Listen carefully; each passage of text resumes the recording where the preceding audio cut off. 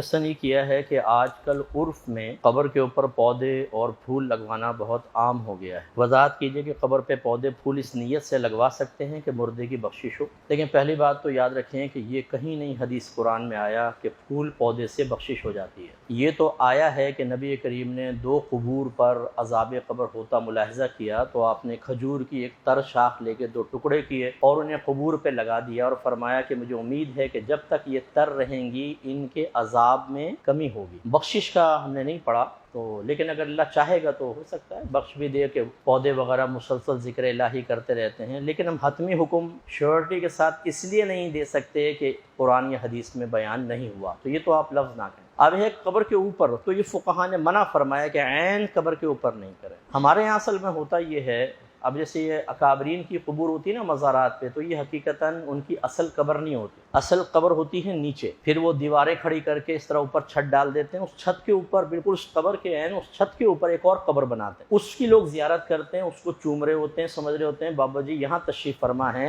हालांकि बाबा जी नीचे से नीचे तशरीफ़ फरमा होते हैं। कायद आज़म साहब के मज़ार में भी देखें कब्र नीचे भी है। इस तरह दाता साहब की जो ऊपर बनी है वो जाली है, वो तो उसमें कोई है, दाता साहब के तो नीचे है कब्र मुबारक। तो हमारी एक तो आवाम का हाल ये है कि इनको कुछ पता तो होता नहीं, उसी पे माथे टेक रहे हैं जाकर और ऐसे जैसे तो अंदर तशरीफ़ फरमाएं। भाई पहले पता तो कर लो कि ये उनकी कब्र शरीफ है या खाली ऐसी एक बनाई हुई है। अब अगर उस खाली बनाई हुई के ऊपर पौधे लगा दिए हैं तो उसमें तो कोई मसला नहीं, वो कब्र पे कहाँ हुआ। एक तो ये ज़रा जहन में रखिएगा। दूसरा, जो हमारी अक्सर कबूर होती है ना, मिट्टी तो इतनी सी है, हम साथ से दीवारें उठाते हैं, ये इसके ऊपर लगाते हैं पौधे, तो हकीकतन देखें कब्र तो नीचे है थोड़ी सी, ये तो ऊपर आपने दीवार खड़ी करके किया, ये भी मना नहीं होगा, हो सकता। खुलासे कलाम ये कि कच्ची कब्र हो ना थोड़ी सी बसियों ऊपर, उसके ऊपर कुछ ना लगाएं, ये फुक़हा ने मना किया। बाकी अगर इस तरह ऊपर कब्र शरीफ बना लिया आपने तो ठीक है, उस पर आप लगा सकते हैं, अतराफ में लगा लें, कोई मसला नहीं है। और असल चीज़ जो है वो मैं आपको अर्ज़ करूँ, और बात वही है कि हमें ये बातें ज़रा थोड़ी सी तल्ख महसूस होती हैं। आप जितने भी फूल डाल लें,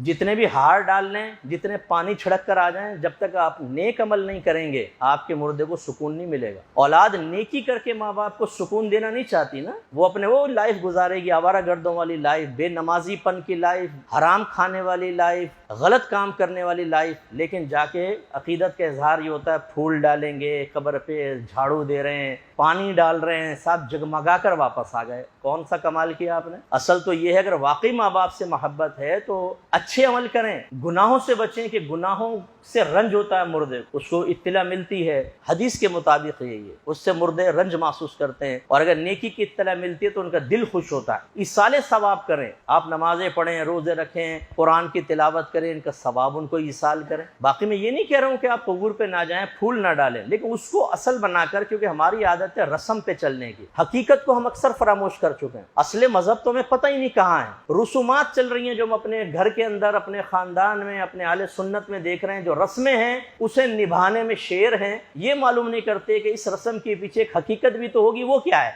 उस तक हम इसलिए नहीं जाना चाहते कि उसमें है मशक्कत, उसमें है नबी की इताअत करनी पड़ेगी, उसमें अपने नफ्स की ख्वाहिश कुर्बान करनी पड़ेगी, उसमें जाती मफादात छोड़ने पड़ेंगे। तो ये मुश्किल रास्ता में ना बताओ, शॉर्टकट बताओ, शॉर्टकट, सहल सा, आसान सा, पप्पू वाला रास्ता, ना हींग लगे ना फिटकड़ी और रंग भी चौखा आए, इधर भी लड्डू इधर भी लड्डू, मजे ही मजे, दिल भी मुतमईन। और ये भाई ये दिल के इत्मीनान से काम नहीं चलता। आप अपने दुकान खोले नहीं, कारोबार खोले नहीं, जाकर रोजाना उस पर झंडियां लगाएं, पेंट करें, पानी छिड़कें, गुलाब, अर्क़े गुलाब छिड़कें, नफा मिलेगा आपको। हालांकि रस्म तो आप पूरी कर रहे हैं, पूरी इन रस्मों से कुछ नहीं होता जब तक हकीकत ना हो। इसलिए हमारी गुजारिश है, जिस भाई ने लिखा वो भी और दीगर भी, पौधे फूल जरूर करें, लेकिन अपने नेक अमाल के फूल ज्यादा से ज्यादा लगाने की कोशिश करें और गुनाहों के कांटे हटाएं, नेक बने परहेजगार। फिर देखें आपके वालिदैन कितने खुश होते हैं। अब चाहे आप पानी ना डालें, चाहे आप फूल ना डालें, ज़ियारत कर लें कब्र की, कुछ भी ना डालें, आपके वालिदैन आपसे खुश होंगे। वरना फूल पत्तियां डालते रहे